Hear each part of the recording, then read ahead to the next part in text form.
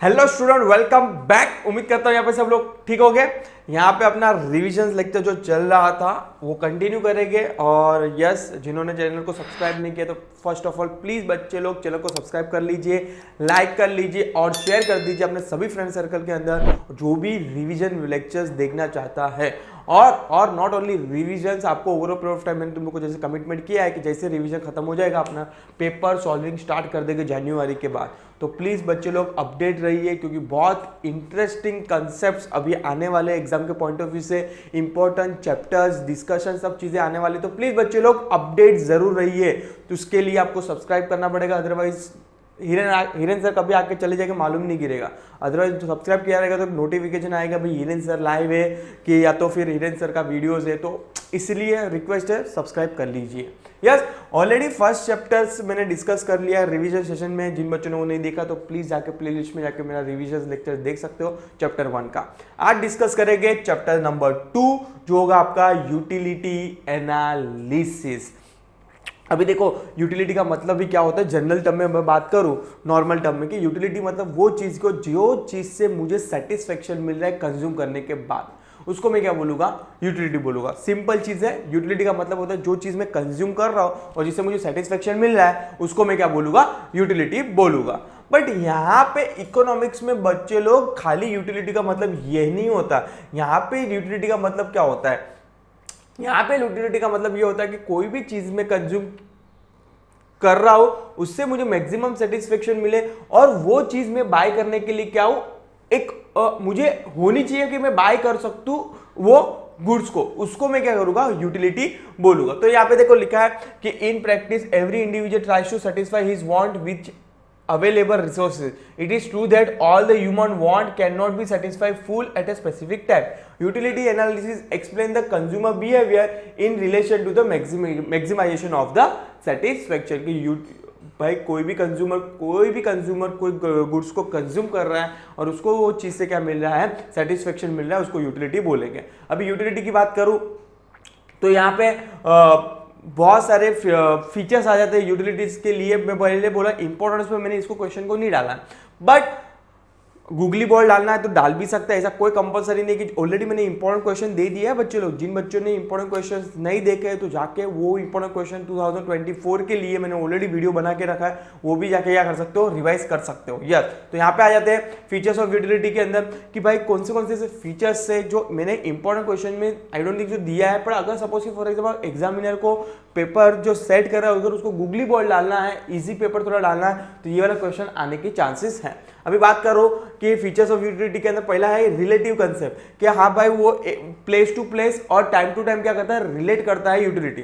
जैसे कि for example यहाँ पे एक एग्जांपल दिया है वुलन क्लॉथ का कि भाई वो वुलन क्लॉथ अगर मैं वो समर में पहनूं एज कंपेयर टू मैं बात करूं विंटर में, यस अगर मैं समर में पहनूं तो मुझे उतना सेटिस्फेक्शन नहीं मिलेगा। भाई गर्मी है और वुलन क्लॉथ पहनूंगा तो और गर्मी होगी, मुझे थोड़ी सेटिस्फेक्शन मिलेगा।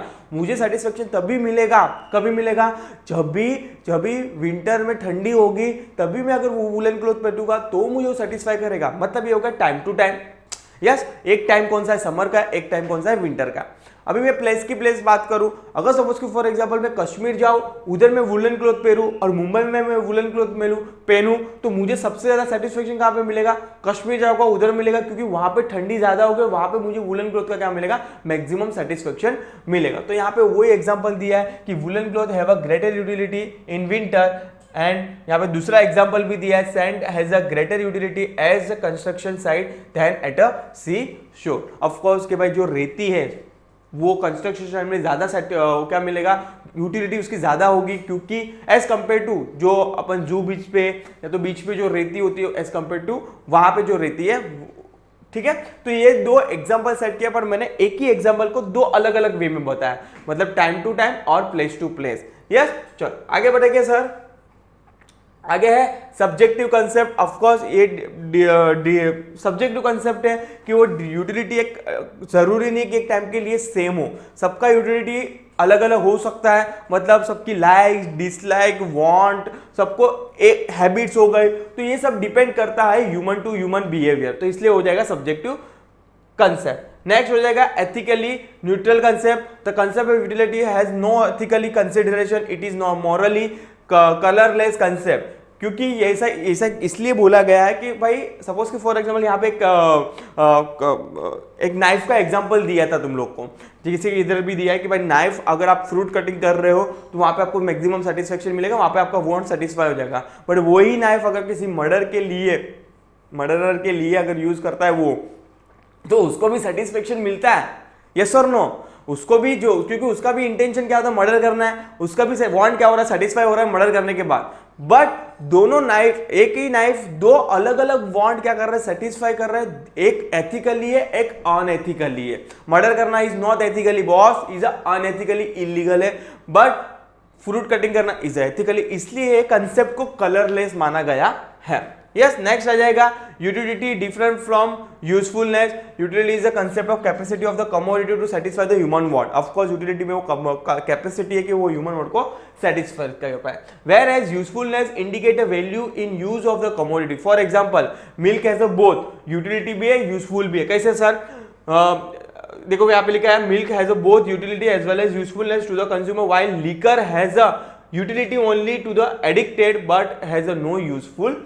मतलब कोई कमोडिटी ऐसी है कि जो यूटिलिटी भी है, मतलब सेटिस्फाई भी कर सकते हैं ह्यूमन वर्ड को और उसको यूज भी कर सकते हैं। One of the example milk हो गया। सेकंड लोग ने एग्जांपल लिया लिकर का, नथिंग बट 4 बज गए हैं, पार्टी अभी बाकी है, नथिंग बट दारू की बात की है लिकर की, कि जहां पे वो जो एडिक्टेड है, जो बंदा रोज पीता है, उसके लिए क्या है, यूटिलिटी है, बट यूजफुल है नहीं है। यस, नेक्स्ट आएगा utility different from the pleasures. Commodity में possess a utility but it may not give the any pleasure to the customer। For example injection, यहाँ पे एक इंजेक्शन का एग्जाम्पल दिया है कि जहाँ पे आपको जो आप सपोज को बुखार आ रहा है तो डॉक्टर आपको इंजेक्शन दे रहा है, तो आपको यूटिलिटी मिलेगा, मतलब आपसे उसे राहत मिल जाएगी, बट आपको मजा आएगा, उससे प्लेजर फील होगा, वाव मजा आ रहा है और 2-3 ठोक। अपन डॉक्टर को ऐसा बोलते नहीं बोलते, इसलिए बोला utility different from pleasure. Yes, utility different from the satisfaction. Once again कि यहाँ पे देखो क्या लिखा है, utility is cause of the consumption, satisfaction is the end result of the consumption. Of course देखो मैं तुमको अभी जस्ट क्या बोला कि यूटिलिटी क्या है, कि आप कोई भी गुड्स खा रहे हो, उससे अगर आपको सेटिस्फेक्शन मिल रहा है मतलब आपकी यूटिलिटी सेटिस्फाई होगी। तो utility is a first step, satisfaction is a end step, इसलिए यहाँ पे क्लियरली लिखा है utility is a cause of consumption, satisfaction is a end result of the consumption. Next, measurement of utility is hypothetical. मतलब sir ऐसा क्यों बोला गया? अरे भाई आप यूटिलिटी को कैलकुलेट थोड़ी कर सकते हो।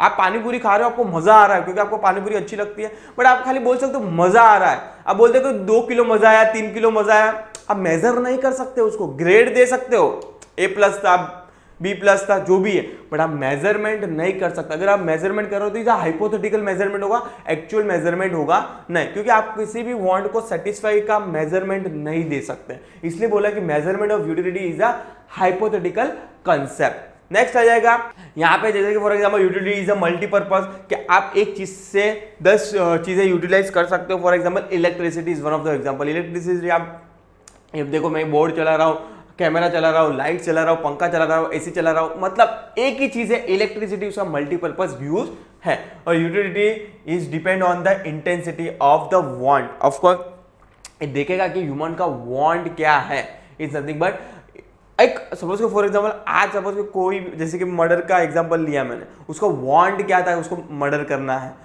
तो ये इंटेंसिटी दिखाता है कि भाई देखो करना क्या है। यस, तो is a utility depend on the intensity of the want. Next यहाँ पे देखो फॉर एग्जांपल लिया, hungry person find more utility in food than the person who is not hungry. ठीक है, अगर सपोज कि फॉर एग्जांपल आपने अभी जस्ट डिनर किया है आपके सामने, और डिनर आपने बहुत अच्छी तरह किया, पूरा पेट भर के किया है, अगर आपका पिज्जा कितना भी अच्छा होगा तो भी आपको इतना यूटिलिटी नहीं मिलेगा उससे एज कंपेयर टू जो हंग्री रहेगा बंदा, उसके लिए तो कुछ भी चीज रहेगी वो क्या रहेगा, भूखा रहेगा तो वो खा लेगा।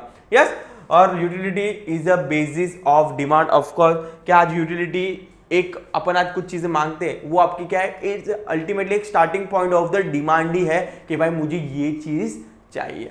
यस, और आगे बढ़ेंगे अभी, तो ये हो गया nothing but features of utility. आगे बढ़ेंगे सर, आगे किधर गए, यहाँ पे आ जाएंगे, अभी आ जाएंगे टाइप्स ऑफ यूटिलिटी। यहाँ पे पहला है फॉर्म ऑफ यूटिलिटी, मतलब एक यहाँ पे आपको दिख ही रहा है कि एक लकड़े से आप फॉर्म मतलब डिफरेंट फॉर्म में आप क्या कर सकते हो, एक ही चीज को डिफरेंट फॉर्म में बना सकते हो, is nothing but form utility. जैसे कि फॉर एग्जाम्पल लकड़ा दिया है यहाँ पे, तो वुड से आप चेयर भी बना सकते हो, डोर भी बना सकते हो, टेबल्स भी बना सकते हो, is nothing but form utility.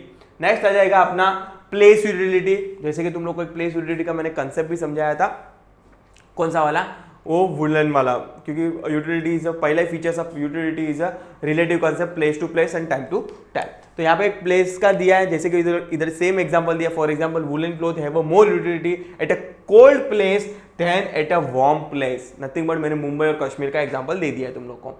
Next है service utility. Of course service utility मतलब जो रिलेटेड टू करता है स्पेशल स्किल और special services like doctor, CA, CS, is nothing but lawyers, तो ये जाएगा service utility. Knowledge utility once again, कोई देखो क्या लिखा है, when a consumer acquire a knowledge about a particular product is called as a knowledge utility. Nothing but अभी मैं बात करूं मोबाइल्स इज आपका one of the latest example हो सकता है, मतलब this are the live example कि मोबाइल आपका क्या है, एक नॉलेज यूटिलिटी के जहां से आपको गेन मिल सकता है, नॉलेज मिल सकता है। Yes, computer is a knowledge utility, तो जहां से आपको नॉलेज मिल रहा है is nothing but knowledge utility. जैसे कि यहाँ पे दिख रहा है कि आप इसके हाथ में क्या है, टैब है, तो इज अ एग्जांपल। नेक्स्ट है पोजीशन यूटिलिटी। पोजीशन यूटिलिटी मतलब कि आपने अगर कोई गुड्स लिया है और आप उसके बदले में कुछ पे कर रहे हो और आपको क्या मिल रहा है, वो प्रॉपर्टी मिल जा रही है, नथिंग बट आपको पोजीशन मिल रहा है, this are the nothing but position utility.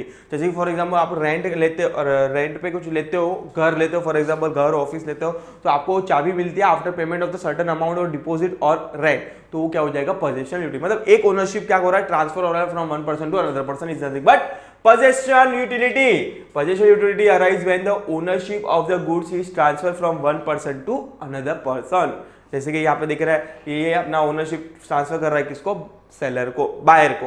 Next time utility, ये भी एक जस्ट अपने ऊपर पढ़ा था, एक एग्जांपल मैंने लिया था किसका, टाइम यूटिलिटी का, कौन सा, समर और विंटर वाला, ये हो जाएगा टाइम यूटिलिटी। तो ये हो जाएगी टोटल 6 टाइप्स की यूटिलिटी।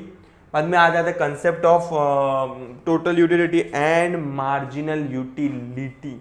क्या होता है टोटल यूटिलिटी, मतलब आप सभी गुड्स को कंज्यूम करने के बाद आपको जो सेटिस्फेक्शन मिलता है उसको बोलोगे total utility. It is aggregate of the utility from the all the successive unit of the commodity consume. Marginal का मतलब होता है, मार्जिनल का मतलब आप लिख लो, मार्जिनल का मतलब होता है, क्या होता है, मार्जिनल का मतलब होता है एक्स्ट्रा। मार्जिनल का मतलब होता है एक्स्ट्रा, कि आप एक्स्ट्रा यूनिट को कंज्यूम करने के बाद आप जो कंज्यूम कर रहे हो वो उसमें से जो यूटिलिटी मिल रहा है उसको क्या बोलेंगे, मार्जिनल यूटिलिटी। फॉर एग्जांपल आपका पेट भर गया, आप 25 पानीपुरी खाया, 25 पानीपुरी खाने के सर सुबह सुबह में कहाँ पानीपुरी की याद दिला रहे हो, नहीं जस्ट एग्जांपल ले रहा हूँ। सपोज कि फॉर एग्जांपल आप 25 पानीपुरी खाने के बाद आपका पेट भर गया, आप सेटिस्फाई हो गए पूरी तरह। 26वीं पानीपुरी जो 26 यूनिट आप जो कंज्यूम कर रहे हो, this are the nothing but marginal utility count हो जाएगा आपके लिए। ठीक है, चलो यहाँ पे सर्टन इन लोग ने मार्जिनल यूटिलिटी का यहाँ पे एक डायग्राम शो किया है इन लोग ने कि मार्जिनल यूटिलिटी क्या होता है। देखो यहाँ पे एक टेबल शो किया इन लोग ने, कंपैरिजन किया कि total utility and marginal utility का कंसेप्ट है। सपोज कि फॉर एग्जांपल यूनिट 1 में कंज्यूम कर रहा हूँ, जहाँ पे मुझे सेटिस्फेक्शन मिल रहा है 10 यूनिट, टोटल यूटिलिटी कितनी मिल रही है, 10 मिल रही है, मार्जिनल यूटिलिटी भी 10 मिल रही है, मतलब दोनों का स्टार्टिंग पॉइंट सेम है। बाद में जैसे जैसे मैं यूनिट कंज्यूम करते जाऊंगा ना, देखोगे जैसे जैसे मैं कंज्यूम करते जाऊंगा यहाँ पे यूटिलिटी लेवल बढ़ते जाएगा, टोटल यूटिलिटी लेवल बढ़ते जाएगा, एक टाइम पे कांस्टेंट हो जाएगा और बाद में क्या हो जाएगा, नेगेटिव में चला जाएगा। एक टाइम पे क्या हो जाएगा, कांस्टेंट हो जाएगा और उसके बाद क्या हो जाएगा, नेगेटिव नहीं बोल सकता हूँ, नीचे आ जाएगा, डिक्रीज होता जाएगा। कौन सा, टोटल यूटिलिटी। जैसे कि मैं पहली पानीपुरी खाया, सेकंड, थर्ड, फोर्थ, 5, 6, 7, 8, 9, 10, 22, 23 पे मैं क्या हो जाएगा, ऑलमोस्ट स्टेबल हो जाऊंगा और बाद में जो मैं खाऊंगा उसके बाद टोटल यूटिलिटी क्या हो जाती है, डिक्रीज होने लगती है। बट यहाँ पे मैं मार्जिनल यूटिलिटी की बात करूं, भाई डे 26 पानीपुरी से ही मैं क्या होगा, नीचे जाऊंगा, क्योंकि वो मैं एक्स्ट्रा यूनिट क्या कर रहा हूँ, कंज्यूम कर रहा हूँ। तो स्टार्टिंग से क्या होगा, हो जाएगा, उसके बाद 0 पे आ जाएगा, उसके बाद नेगेटिव में चला जाएगा, कौन, मार्जिनल यूटिलिटी। तो इसका मस्त एक कर्व भी दिया है, एग्जाम के पॉइंट ऑफ व्यू से अगर आएगा तो लिख सकते हो, बहुत इजी कर्व है और आना भी चाहिए। अगर ये जरूरी नहीं कि डीएमयू पूछे, लॉ ऑफ डीएमयू ये चैप्टर में से ये भी पूछ सकते हैं। Comparison, what are the basic difference between total utility and marginal utility, please explain the diagram in form of. तो आपको पूछ सकते हैं, कोई यहाँ पे गारंटी नहीं है कि भाई जो इंपॉर्टेंट क्वेश्चन हिरेन सर ने दिया, बाकी कोई प्रोफेसर ने दिए उसमें से आएगा, कोई गारंटी नहीं है। पेपर कैसे भी सेट हो सकता है, बट हाँ आएगा तो बुक के अंदर से ही आएगा, वो गारंटी ले सकते हैं।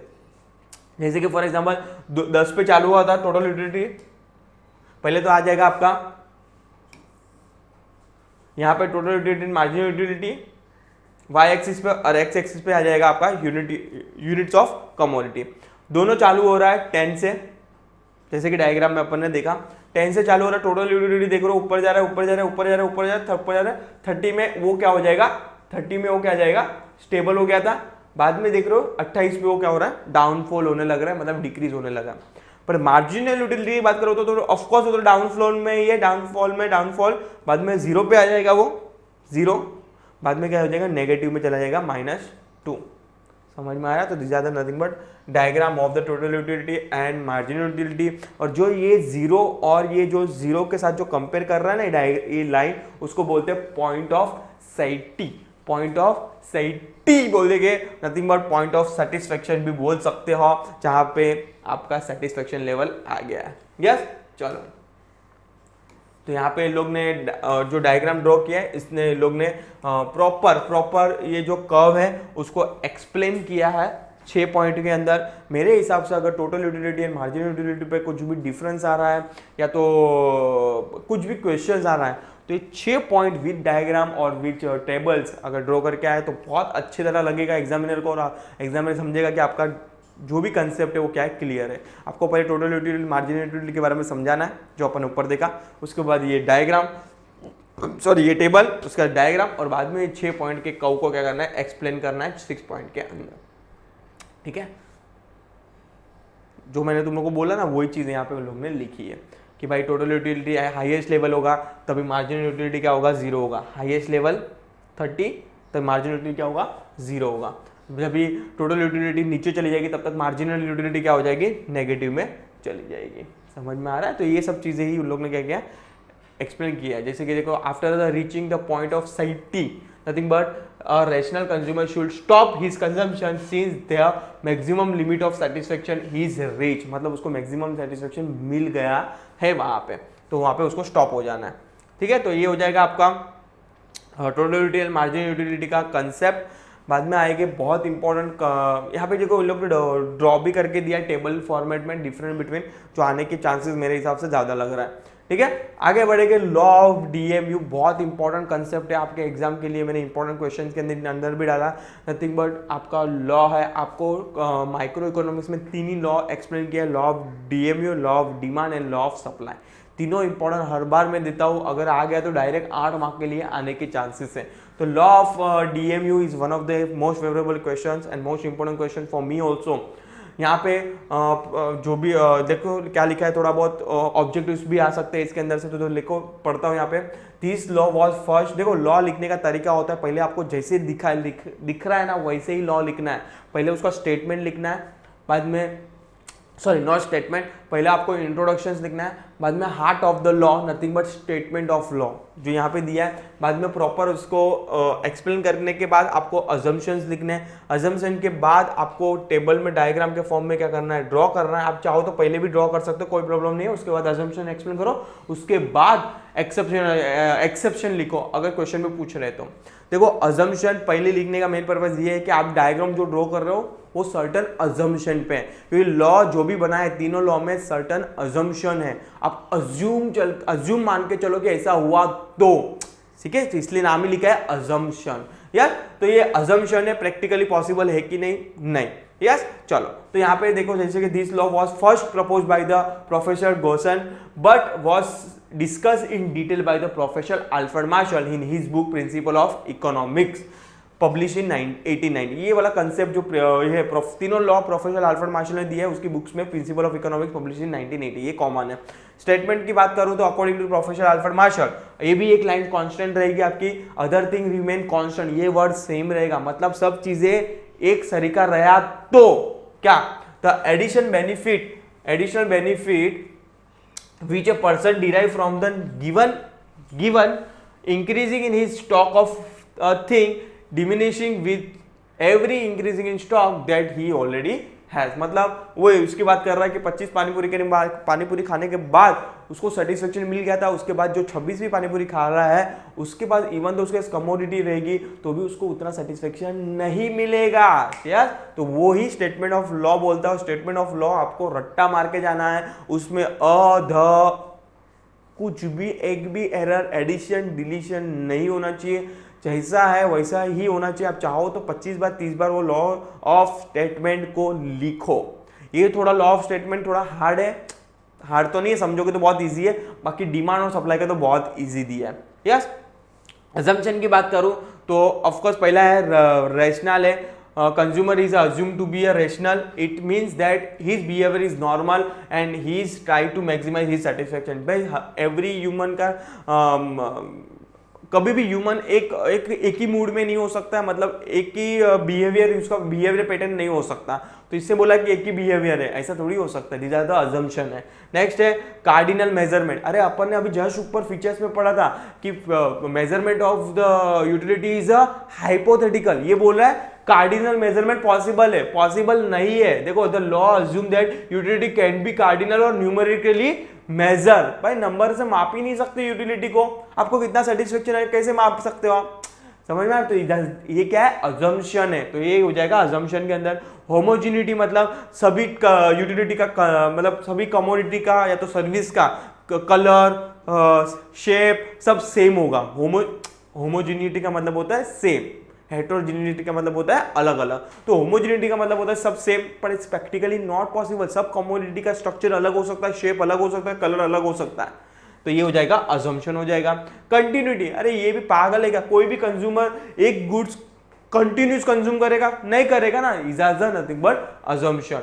और reasonability, all the unit of commodity consume are of the reasonable size, they are neither too long और मतलब नाइदर टू बिग और नॉट टू स्मॉल। पॉसिबल थोड़ी है, एवरी कमोडिटी का अपना अपना शेप है, वो बड़ा भी हो सकता है। अभी मैं फ्रिज के साथ ये कंपेयर करूं तो फ्रिज बड़ा है, ये स्मॉल है, समझ में आ रहा है कि नहीं? तो एवरी कमोडिटी का अपना अपना शेप है और बिग स्मॉल तो होने वाला है, तो दिस आर द अजम्पशन। ये बोलता है कि एक ही साइज होगी, ऐसा पॉसिबल कैसे है बाबा, कैसे है? Next, constancy, all the related factor like the income, tax, habits, choice, like, dislike of the consumer should remain a constant. These are not possible bro। मतलब कोई ह्यूमन की इनकम की बात करूँ, प्रेफरेंस की बात करूँ, लाइक डिसलाइक, हैबिट सेम हो सकती है, नहीं हो सकती। अगर आपको कितना भी पिज्जा अच्छा क्यों ना लग रहा हो, सर अभी पानीपुरी से आप पिज्जा पे आए, अभी आगे मत बढ़ो, तांडव मचा देंगे, नहीं। यहाँ पे जस्ट एग्जांपल ले रहा हूँ कि अगर सपोज कि फॉर एग्जांपल पिज्जा की बात करो, कितना भी अच्छा पिज्जा क्यों ना पसंद हो, आप अगर सपोज कि फॉर एग्जांपल 15 दिन कांस्टेंट खाए ना, तो आपको 16वें दिन उससे बोर हो जाओगे, क्योंकि ह्यूमन का बिहेवियर ही ऐसा है। समझ में आ रहा है मेरे प्यारे बच्चे लोग? तो constituency is not possible. Divisibility, भाई आप पॉसिबल ही नहीं कि एवरी गुड्स को आप स्मॉल स्मॉल पार्ट में डिवाइड करो, ये सब अजम्पशन से, इसलिए अजम्पशन में इसलिए एक्सप्लेन किया है। सिंगल वॉन्ट, अरे भाई कोई ह्यूमन का एक ही वॉन्ट हो सकता है एट द सेम टाइम, नहीं हो सकता भाई, डिफरेंट डिफरेंट वॉन्ट हो सकते हैं, तो this are nothing but assumption. ये हो जाएगा सर्टन अजम्पशन ऑफ द किसके, डीएमयू के। अभी इसमें इसने डायग्राम ड्रॉ किया है, जैसे कि खाली यहाँ पे मार्जिनल यूटिलिटी है, क्योंकि law of diminishing marginal utility, तो यहाँ पे खाली मार्जिनल यूटिलिटी का क्या क्या कंसेप्ट समझाया है, जो अपन ने टोटल यूटिलिटी के बाद में मार्जिनल यूटिलिटी लिखा था उसका ही पार्ट है। तो 1 2 3 4 5 6 7 जैसे जैसे यूटिलिटी यूनिट्स बढ़ रही है, वांट क्या हो रहा है, सॉरी सेटिस्फेक्शन लेवल जो मार्जिनल का हो क्या हो रहा है, डिक्रीज होगा, जीरो हो जाएगा और नेगेटिव में चला जाएगा, जो यहाँ पे ड्रॉ के फॉर्म में दिया है। ठीक है, चलो आगे बढ़ेंगे। अभी इसके सर्टन एक्सप्लेनेशन के कव के सर्टन अजम्पशंस हैं, सॉरी एक्सेप्शंस है, कि भाई ये जो डिमिनिशिंग वाला कंसेप्ट है, डिमिनिशिंग का मतलब होता है कि भाई एक भी एक्स्ट्रा यूनिट बाय करोगे मार्जिनल में तो आपका वांट डिक्रीज होता जाएगा, सेटिस्फेक्शन लेवल डिक्रीज होता जाएगा। बट इसके एक्सेप्शन है सर्टन, मतलब ये लॉ इस पे एप्लीकेबल नहीं होगा। सर कौन से एग्जांपल दिखाओ, देखो यहाँ पे लिखा है exception to the law of DMU, following are the exception to the law of DMU marginal utility. पहला है हॉबीज, अभी बात कर रहा हूँ हॉबीज के। अभी हॉबीज सर्टन, सपोज कि फॉर एग्जांपल हॉबीज है मेरी क्रिकेट खेलने की, तो मैं क्रिकेट कितना भी खेलूंगा मैं उससे बोर नहीं हुआ, क्योंकि वो मेरी क्या है, हॉबीज है। सपोज कि फॉर एग्जाम्पल कोई कॉइन कलेक्ट करना है, यहाँ पे कॉइन का एग्जांपल है, कोई कॉइन कलेक्ट करने का मेरी हॉबीज है। हॉबीज को मैं जितना ज्यादा कलेक्ट करूंगा उतना ज्यादा सेटिस्फेक्शन मिलेगा। अभी अपन ने क्या पढ़ा कि जितना ज्यादा तू जैसे 25 पानीपुरी का 26 पानीपुरी एक्स्ट्रा तू खा रहा है, उससे वांट्स क्या हो जाएगा, तेरा डिक्रीज हो जाएगा, सेटिस्फेक्शन लेवल नीचे जाएगा। बट इस पे हॉबीज पे ये लॉ एप्लीकेबल नहीं होता है बहुत। जितना ज्यादा तू खेलेगा, जितना ज्यादा तू कॉइन कलेक्ट करेगा, क्योंकि आपकी वो हॉबीज है, आपको मजा आ रहा है, मतलब वांट इंक्रीज होते जाएगा, मतलब लॉ ऑफ डीएमयू इस पे एप्लीकेबल होगा नहीं। In a certain hobbies like a collection of the variation stamp, coins, rare painting, music, reading, etc. The law does not hold true because every additional increasing in the stock given a more pleasure. समझ में आ रहा है कि नहीं? जितना ज्यादा आप उसको एडिशन करते जाओगे आपके स्टॉक के अंदर, उतना आपको मोर प्लेजर मिलेगा। नेक्स्ट माइजर। माइजर मतलब कंजूस। कंजूस, अभी कंजूस के लिए 1 पैसा बचाएगा, 2 पैसा बचाएगा, 3 पैसा बचाएगा, 4, मतलब वो जितना पैसा बचाएगा ना उतना उसको सेटिस्फेक्शन लेवल ज्यादा मिलेगा। Yes, in the case of the माइजर every additional rupees, एक सिंगल रुपया भी given him more and more satisfaction. Of course कंजूस के लिए जितना ज्यादा पैसा बचाएगा उसके लिए उतना सेटिस्फेक्शन लेवल बढ़ते जाता है। नेक्स्ट है एडिक्शंस। जैसे कि एग्जाम्पल जिसको दारू की लत है, जस्ट एग्जाम्पल के लिए ट्रीट करना, एडिक्शन है मेरे को नहीं, मतलब अज्यूम करो मेरे को एडिक्शन है, पर मैं पिता नहीं हूं यहाँ पे। तो यस, अज्यूम करो कि मुझे अगर दारू की आदत है, तो अगर सपोज की दारू की आदत है तो जितना दारू वो पिएगा उतना उसको क्या मिल जाएगा, सेटिस्फेक्शन मिलते जाएगा, मतलब लॉ ऑफ डीएमयू यहाँ पे एप्लीकेबल होगा नहीं। This observed in case of the drunkard, yes, that level of the intoxication increasing with the every unit of the liquor consumed. जितना वो लिकर कंज्यूम करता जाएगा उतना उसका इंक्रीजिंग लेवल क्या हो जाएगा, सेटिस्फेक्शन लेवल बढ़ते जाएगा। नेक्स्ट है power. This is exception to the law of DMU because when the person acquire a power his lust for the power increases, he desire to have a more and more of it, however this gain a violation the rationality of the consumer, sorry assumption. मतलब power मतलब सत्ता में आने के बाद, assume करो ये power है मेरे पास कि भाई मैं सत्ता में आ रहा हूँ, तो अगर सपोज कि वो पहले नगर सेवक था, बाद में फॉर एग्जाम्पल उससे हाई पोजीशन पे है, एमएलए बना, डिप्यूटी एमएलए बना, मतलब वो लेवल जो बढ़ते जाएगा, जितना वो सत्ता में आता जाएगा, पावर में आता जाएगा, वो बोलेगा कि मैं सीएम बनूं, मतलब पीएम बनूं, तो ये जितना पावर में आएगा उतना उसका सेटिस्फेक्शन लेवल जितनी ऊपर जाते जाएगा उतना उसका सेटिस्फेक्शन लेवल क्या हो जाएगा, बढ़ते जाएगा। तो यहाँ पे लॉ ऑफ डीएमयू एप्लीकेबल होगा नहीं। मनी तो है, पैसा बुरी आदत है, जितना पैसा कमाओ उतना कम ही लगता है। तो एक one of the best example आज की जनरेशन के अंदर कि जितना भी आप पैसा कमाओगे आपके लिए वो कमी है, तो लॉ ऑफ डीएमयू एप्लीकेबल होगा नहीं, क्योंकि लॉ ऑफ डीएमयू सिंपल बोलता है कि जितना एडिशनल आप कर रहे हो, क्योंकि देखो पैसा एक ऐसी चीज है जिधर नेवर सेटिस्फेक्शन लेवल है। आज मैं बात करूं गरीब से गरीब, अमीर से अमीर, अगर मैं बात करूं मुकेश भाई अंबानी जी का भी, वो तो यही चाहेगा ना जितना भी मैं पैसा कमाऊं उतना मेरे लिए कम है। देखो पैसा कितना है तो भी उसको कम लग रहा है। यस, तो सबका अपना अपना एक स्टैंडर्ड ऑफ लिविंग होता है, उसके हिसाब से वो सेट करता है। तो जितना ज़्यादा पैसे की बात करो यहाँ पे कि जितना पैसा आप कमाओगे आपके लिए वो सेटिस्फेक्शन और देते जाएगा आपको। यस, तो ये हो जाएगा certain exception to the law of DMU. अगर एग्जाम में क्वेश्चन आ रहा है कि please explain the law of DMU with assumption, तो आपको एक्सेप्शन नहीं लिखना है। एग्जाम में क्वेश्चन आ रहा है कि please explain the DMU with exception, तो अजम्पशन भी लिखने हैं, एक्सेप्शन भी लिखने हैं। Please explain the law of DMU, only इतना लिखा है तो पूरा लिखना है। समझ में आ रहा है? ठीक है, तो ध्यान से सुनना, अगर नहीं समझ में वापस से पीछे जाके सुनना मैंने क्वेश्चन क्या क्या बोला, उसके हिसाब से आपको आंसर लिखना है। बाद में सर्टन क्रिटिसिज्म हुआ है ये लॉ के ऊपर, मतलब क्रिटिसाइज किया कि भाई ये लॉ ये है, आर्ग्यूमेंट बोल सकते हो शॉर्ट टर्म में मेरे को बोलना है। तो कौन से ग्राउंड पे हुआ है? Unrealistic assumption. ऑफ कोर्स कितने सारे अनरियलिस्टिक अजम्पशन है कि भाई कांस्टेंट सिंगल बॉन्ड पॉसिबल नहीं है भाई, तो ये अनरियलिस्टिक अजम्पशन पे आर्ग्यूमेंट हुआ था। बाद में कार्डिनल मेजरमेंट इज, अपन ने पढ़ा था कि मैंने तुम लोगों को बोला कि मेजरमेंट इज नॉट पॉसिबल, आप माप ही नहीं सकते कितना सेटिस्फेक्शन मिल रहा है, तो इस पे भी डिस्कस ये हुआ था। इनडिविजिबल गुड्स, अपन ने देखा था कि गुड्स स्मॉल यूनिट, वो बोला कि डिविजिबल गुड्स करना है छोटे छोटे पार्ट्स में, पॉसिबल नहीं है, इस पे आर्ग्यूमेंट हुआ था। कांस्टेंट मार्जिनलिटी ऑफ मनी, तो ये भी एक क्या है, एक आर्ग्यूमेंट का पॉइंट था। सिंगल वांट, ये भी एक आर्ग्यूमेंट का पॉइंट था। इसलिए ये सब पॉइंट पे क्या होता है, आर्ग्यूमेंट हुए थे, नथिंग बट क्रिटिसाइज किया था ये लॉ को। यस, चलो सिग्निफिकेंट ऑफ लॉ की बात करूं तो यूजफुलनेस टू द कंज्यूमर, ये एक एग्जाम में इंपॉर्टेंट नहीं है, बट हाँ देख लेना। यूजफुल टू द गवर्नमेंट, क्या क्या यूजफुल टू द गवर्नमेंट है, कोई भी पॉलिसी बनानी, प्रोग्रेसिव पॉलिसी बनानी, तो ये यूटिलिटी काम में आता है।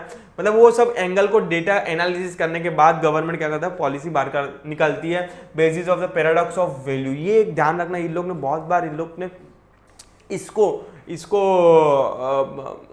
एक शॉर्ट नोट के फॉर्म में पूछा है, पैराडॉक्स ऑफ वैल्यू। मतलब कोई भी ऐसा चीज आप एक्सचेंज कर सकते हो किसके सामने, आप कोई चीज ऐसी है कि जो आपको फ्री में मिल रही है, उसकी यूटिलिटी है, उसको फ्री में मिल रही है, उसकी कोई वैल्यू नहीं है। बट सर्टन चीज ऐसी है कि जो उसकी कुछ इतना यूजफुल नहीं है, बट उसकी मोर यूटिलिटी है। जैसे कि फॉर एग्जांपल एक बात करूं यहाँ पे, एग्जांपल वाटर, एयर और सनशाइन है जो अपने को नेचर से मिल रही है, उसकी यूटिलिटी है, पर उसका एक्सचेंज में वैल्यू है कुछ नहीं। अपन को भगवान की तरह से सनशाइन फ्री में मिल रहा है, वाटर फ्री में मिल रहा है, यस। बट अगर मैं बात करूं कि सर्टेन गुड्स की, जैसे कि फॉर एग्जांपल गोल्ड हो गया, डायमंड हो गया, उसकी एक्सचेंज वैल्यू क्या है, हाई है। तो ये पैराडॉक्स ऑफ वैल्यू का कंसेप्ट है, तो प्लीज इसको हाईलाइट करके रखना, एग्जाम में पूछ सकते हैं। Basis of law of demand, तो this are the nothing but, बस ये इतना ही है यहाँ पे, और कुछ खास है नहीं इसके चैप्टर के अंदर। सो यहाँ पे चैप्टर कंक्लूड हो जाता है। तो उम्मीद करता हूँ कि आपको समझ में आया रहेगा रिवीजन लेक्चर्स। अगर आपको कोई स्पेसिफिक कंसेप्ट पे कुछ डाउट हो तो बिंदास कमेंट सेक्शन में डाल दीजिए, सर मुझे ये कंसेप्ट का डाउट है। आपके नेक्स्ट सेशन में जब भी मैं आऊँगा तभी वो डिस्कस करेंगे अपन, ठीक है। चलो, तो नेक्स्ट चैप्टर्स के लिए जल्दी मिलेंगे रिवीजन के लिए। टिल टाइम प्लीज चैनल के लिए अपडेट रहिए। Thank you so much.